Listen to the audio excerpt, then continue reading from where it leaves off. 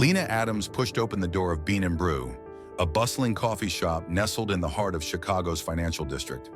Her morning was already shaping up to be hectic. Meetings, case reviews, and prep for a civil rights lawsuit her firm had against the city. But for now, all she needed was her usual caramel macchiato. She hadn't had time for breakfast, so this was her quiet moment before the chaos of the day began.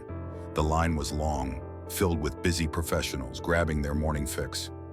Lena glanced at her watch. It was 7:43 a.m. If the barista moved quickly, she could be back in her car by 7:50, just in time to beat the worst of the rush hour traffic. She stepped forward, already mentally organizing her day, when she suddenly heard a sharp voice. "Hey, stop her!" The command was loud and it cut through the hum of the shop. At first, Lena thought it wasn't meant for her, but when she turned to look, her breath caught in her throat. Two uniformed police officers were marching toward her, hands on their holsters, their expressions hard. "Me?" Lena asked, her confusion growing as she instinctively raised her hands in front of her. She had no idea what was happening. "Yeah, you!" The taller officer, a white man with a buzz cut, barked. His voice echoed across the room, and the atmosphere in the cafe suddenly grew tense. The entire shop seemed to freeze.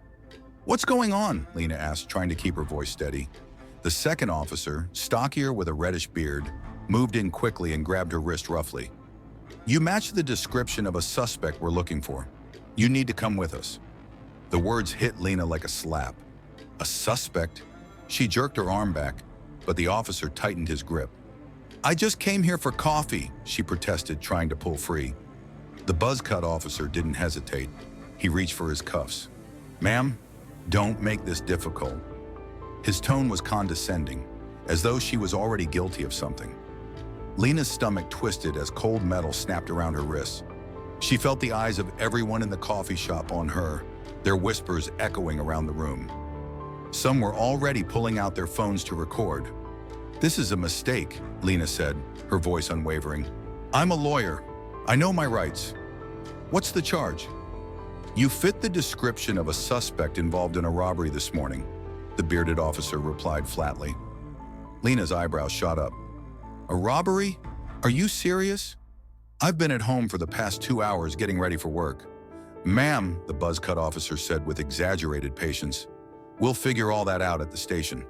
Her pulse quickened as the tight cuffs dug into her skin. She could feel her heartbeat in her throat. With a quick glance, she met the eyes of the bystanders in the cafe. Some looked shocked, others avoided eye contact, and a few continued to film. "Someone call my brother," Lena demanded, her voice tight with frustration. "The U.S. Attorney General can meet you downtown," the bearded officer muttered dismissively, not even looking at her. Lena's breath came in short, sharp gasps, but she refused to let the officers see her breakdown. Not here, not in front of them. She was stronger than this. As they shoved her toward the door, a voice cut through the silence. "This is wrong," a young woman, no older than 20, said from near the counter. She was trembling, holding her phone in the air. "She didn't do anything. She just got here," the woman continued, her voice shaking with anger. The officers ignored her, pushing Lena through the door and out into the morning air. Lena lifted her chin, her anger simmering beneath the surface. "Do you know who I am?" she said, her voice cold now. The bearded officer scoffed. "A suspect?" "No," Lena corrected him, her gaze steady and unwavering. "I'm Lena Adams, and my brother is U.S. Attorney General William Adams." The officer faltered, his smirk quickly slipping. The buzz-cut officer hesitated for a moment, glancing at his partner. "Should that mean something to us?" he asked, unsure. Lena allowed herself a humorless smile, the tension in her chest rising. "It means you just made the biggest mistake of your career." The officers looked at each other, their once confident expressions shifting for just a moment. Lena exhaled slowly, her mind already racing ahead. She had been in courtrooms for years, fighting for justice, fighting for clients who had been wrongfully accused and mistreated. Now she was the one in handcuffs, living the very injustice she had spent her career fighting against. Lena sat in the back of the squad car, her hands still cuffed behind her, the metal biting into her wrists. The air inside the car smelled faintly of stale coffee and synthetic leather, but Lena couldn't focus on that. All she could feel was the anger simmering in her chest, burning hotter with each passing second. This wasn't just some isolated incident. It was another example of the system failing her, failing so many others. She had fought cases like this for years, fought for clients who had been humiliated, mistreated, and wrongfully accused. But now she was the one in the back of a police car, being treated as if she was a criminal, simply for wanting a coffee. And yet here she was, handcuffed, the world watching as her life was turned upside down. The officer with the reddish beard, Officer Daniels, glanced at her through the rearview mirror, his eyes narrowing slightly as he gripped the steering wheel with both hands. "You got an attitude problem, lady," Daniels said, his voice dripping with condescension. "That mouth of yours isn't going to help you." Lena bit the inside of her cheek, fighting the urge to snap. She had been in courtrooms enough times to master the art of restraint. It wasn't easy, especially not now, with everything inside her screaming to lash out at the injustice of it all. But she couldn't give them the satisfaction. She wouldn't let them see her crack. "I don't have an attitude," Lena replied coolly.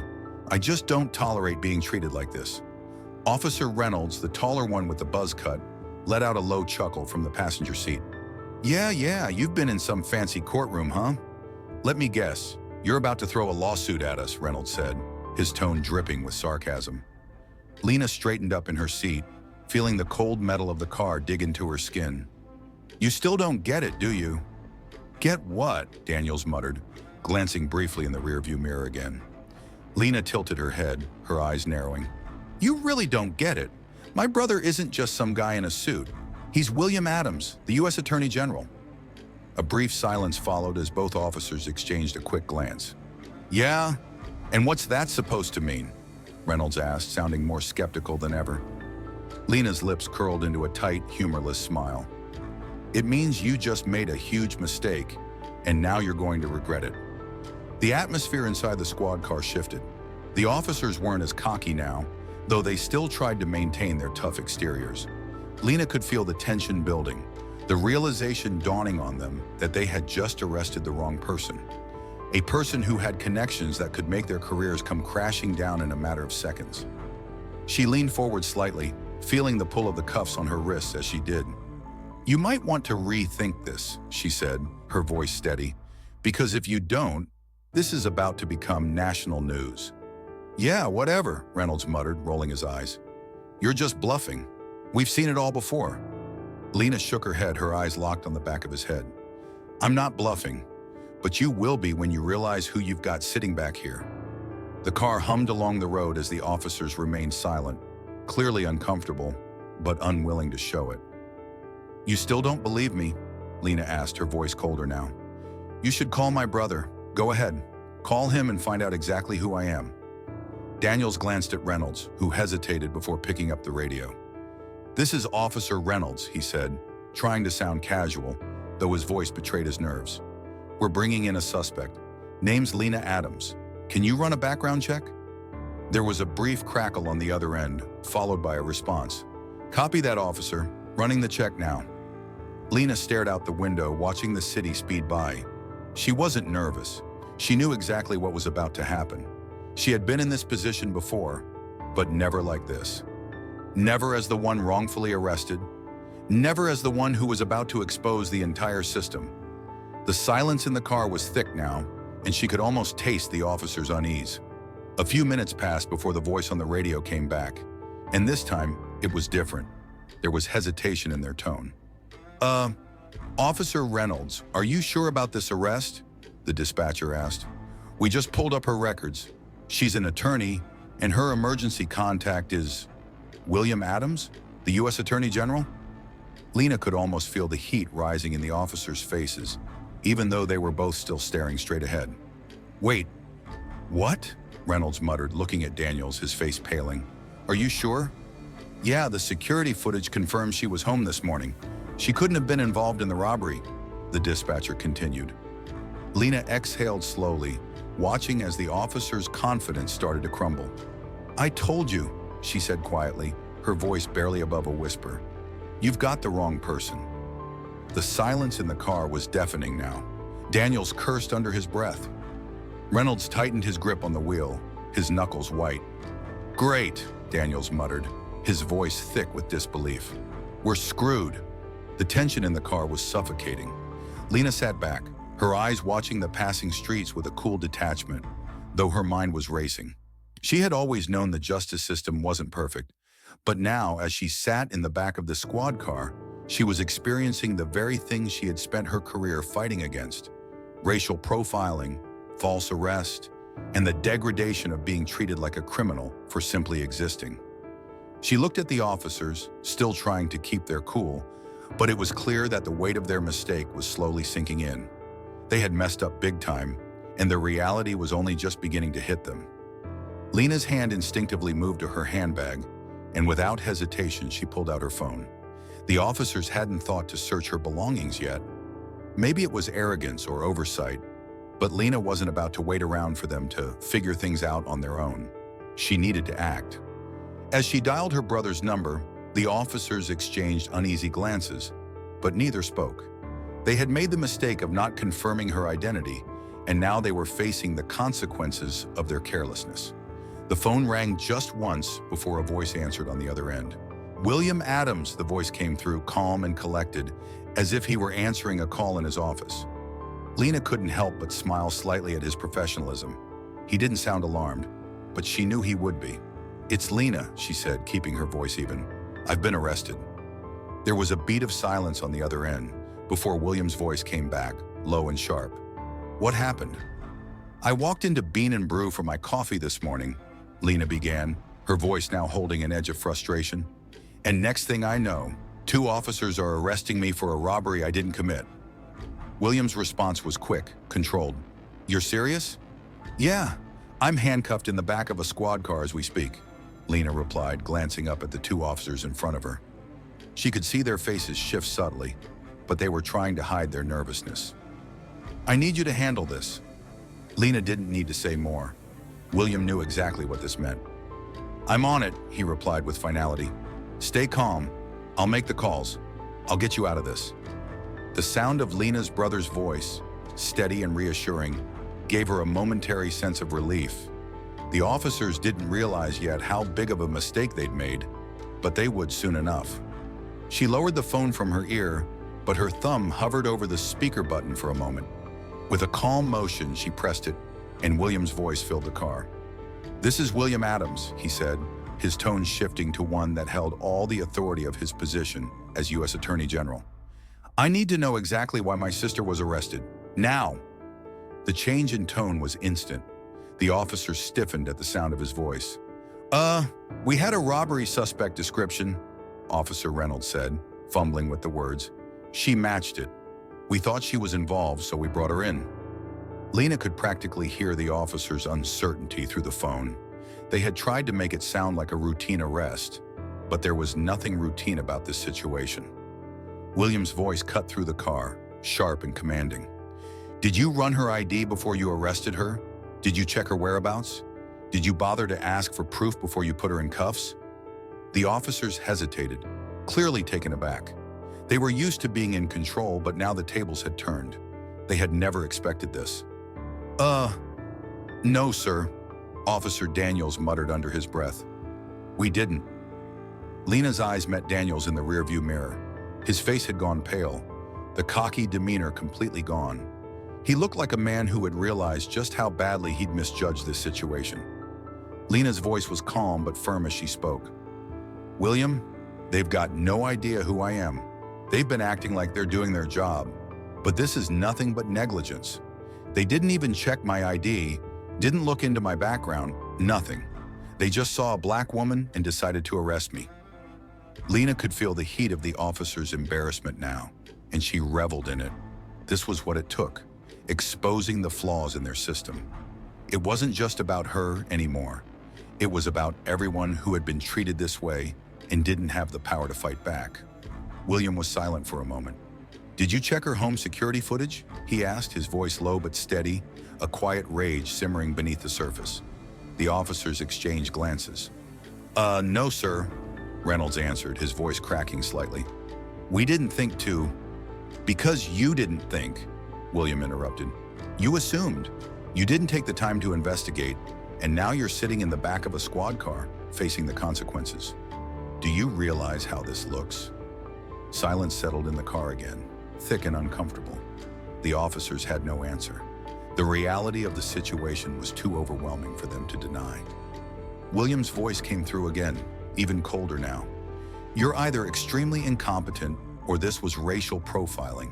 Either way, you're going to be held accountable. Your body cameras work, right? Yes, sir, Daniels replied, his voice shaky now. Good, William said, because I expect those tapes to be turned over immediately. If I find even a single moment of misconduct, I will make sure that you never work in law enforcement again. Lena smiled slightly, watching the officers squirm. This was just the beginning for them. The rest of the ride felt endless.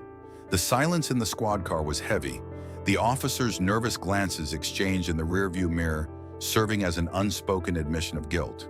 Their usual bravado was gone, replaced by the unmistakable weight of their mistake. Lena leaned back against the seat, her wrists still sore from the handcuffs. But she could feel something else, a sense of control she hadn't had earlier. She had always been a fighter. Every day in court had taught her to hold her ground, to never back down, no matter the odds. Today it was no different. She might have been wrongfully arrested, but she wasn't about to let them think they could get away with this. They would have to answer for their actions. After what felt like an eternity, the squad car finally pulled into the precinct parking lot. Lena's mind was already working through her next steps. She could feel the weight of everything, of what this moment represented, not just for her, but for the countless others who had been wronged by the system and didn't have the resources to fight back. As the officers slowly got out of the car, Lena followed them, still calm, still composed, despite the storm inside her. The press was already there, huddled around the entrance to the precinct. The news had already spread like wildfire, and now they were waiting for a story that Lena would give them. She stepped out of the squad car, her shoulders rolling, the ache in her wrists a constant reminder of the unjust ordeal she had just gone through. The officers walked a few paces ahead, their heads lowered, clearly resigned to the inevitable. They hadn't expected this, a simple arrest turning into a public spectacle that would likely ruin their careers.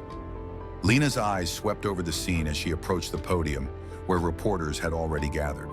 The police chief stood near the entrance, his face grim. The mayor's absence was telling. He would have no choice but to respond soon. But Lena didn't need him here for what she had to say. This was her moment, and it was time to speak out. The flashes of cameras intensified as she stepped up to the microphone, the eyes of the world now on her. The silence was palpable. She took a deep breath before speaking. This morning I was wrongfully arrested, she began, her voice clear and steady, carrying through the crowd. I was handcuffed, humiliated, and thrown into the back of a squad car without so much as a basic investigation into who I am or what I was doing. She paused, letting the weight of her words sink in. The murmurs from the reporters were hushed now, everyone hanging on her next words. Why? Lena continued, her voice rising, a fire sparking in her chest. Because I fit a description. Because I'm a black woman standing in a coffee shop, minding my own business, and apparently that's all it takes to be treated like a criminal. The cameras clicked in unison, capturing the truth in her words. Lena turned slightly, her gaze falling on the two officers standing stiffly behind her. They were still in their uniforms, their faces a mixture of shame and resentment. But this moment wasn't about them anymore. It was about what they represented, an entire system that had failed her and countless others.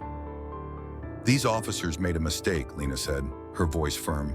A mistake that could have cost me my freedom, a mistake that could have destroyed my career, my reputation, my life. And the only reason I'm standing here today is because I had the right last name, the right connections. She let the words hang in the air, her eyes locking with the officers behind her. They couldn't meet her gaze. But what about the people who don't? She asked, her tone softening, but the power still there. What about the people who don't have a brother who's the U.S. Attorney General? What happens to them? The crowd went silent. It was a question that resonated, one that cut deep. Lena's words weren't just an indictment of these officers. They were a reflection of a much larger issue. The system that allowed for mistakes like this to happen over and over again, with no real accountability. Lena turned back to the reporters, her gaze steady and unwavering. "How many others have been arrested like me?" she asked. "How many others have been thrown in the back of a police car, never given the benefit of the doubt, never given a voice? And how many of them never get to walk free?" The murmurs in the crowd grew louder now, voices mixing with the sounds of camera shutters. The officers' heads were bowed, their careers hanging by a thread. They had made a mistake, but it wasn't just a mistake anymore. It was a symbol of everything that was wrong with the system. Lena inhaled slowly, her chest rising as she spoke the final words that would stay with everyone in that room, and everyone watching across the country. "This isn't just about me," she said, her voice powerful. "This is about a system that does this every single day. And until real change happens, I will keep fighting. I will keep speaking out. Because justice doesn't come from having power, it comes from demanding accountability." The applause started slow, hesitant at first, but as Lena stepped back from the podium, it grew into a roar. The officers behind her stood motionless, their heads still down, the weight of their mistake crushing them. They had thought they could get away with it, but Lena's words had already done what they couldn't. She had exposed the truth. As the crowd began to disperse, Lena felt a brief moment of satisfaction, but it was fleeting. She knew this was just the beginning. This wouldn't change overnight, but it was a start, a small victory in the face of a much larger battle. The officers stood stiffly behind her, knowing they had become the faces of a systemic failure. But Lena didn't feel sorry for them. No, she felt sorry for the next person who wouldn't have a brother like William Adams to make a single call and turn the world upside down. The press conference ended, but Lena didn't feel victorious, not in the way she thought she would. The cameras were still flashing, the reporters still talking, but it was all just noise. She had made her point, but the system that had led to her wrongful arrest was still intact. The officers who had wronged her would face consequences, but it wasn't enough. It couldn't be. Not when she knew how many others had gone through this, and worse, and never had the chance to speak up. She stood at the edge of the crowd, watching her brother William as he spoke with some of the reporters. His presence was commanding, as always. But even he knew this wasn't just about her. This was about the countless people who had been wronged by a system that didn't seem to care unless you had power. Lena exhaled slowly, feeling the exhaustion settling in. The tightness in her chest had not loosened since the cuffs had been put on. She was still furious, still angry at the officers who had treated her like a criminal for no reason. But she was also frustrated with the entire system. A few officers would lose their jobs. A few lawsuits would be filed. But what about the system that allowed it to happen in the first place? What about the countless other Lena Adamses who didn't have the power to fight back? William walked over to her, his brow furrowed with concern. "You did the right thing," he said, placing a hand on her shoulder. "But I know you. This isn't over for you, is it?" Lena shook her head, her eyes distant. "No, it's not, but it's a start." A silence fell between them as they stood there watching the press pack up. The world had seen what had happened to Lena today.